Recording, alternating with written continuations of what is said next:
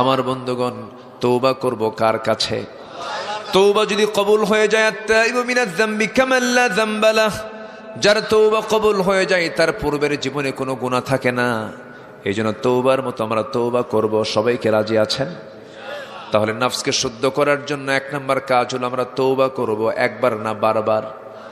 আসতে কবেন না, একবার না বারবার। তুবু ইলাল্লাহ ফাইন্নী আতুবু ফিল ইয়াওমি মিআতা মাররা। রাসূল বলেন, তোমরা আল্লাহর কাছে তওবা করো। আমি রাসূল সারাদিন 100বারেরও বেশিবার তওবা করি। আমার নবীজি চোখের পানি ফেলে ফেলে কাঁদতেন, তওবা করতেন ঘন ঘন। কিন্তু আমার দেশে কিছু লোক আছে যাদের জীবনে কোনো গুনাহ নাই, ফেরেশতাও ফেল।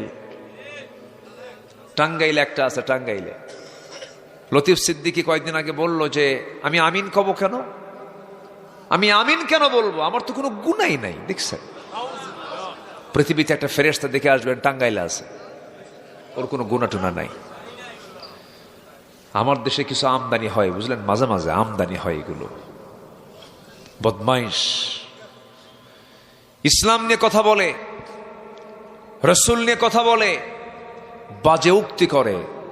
এই সমস্ত নাস্তিক চেতনার যারা, আমরা সামনের দিনে এমন একটা আইন দেখতে চাই, যারাই আল্লাহ রাসূল কিনে বাজে কথা বলবে, ফাকতুলুহু, হত্যার অর্ডার দেওয়া উচিত তাদের উপরে। আল্লাহু আকবার, আল্লাহ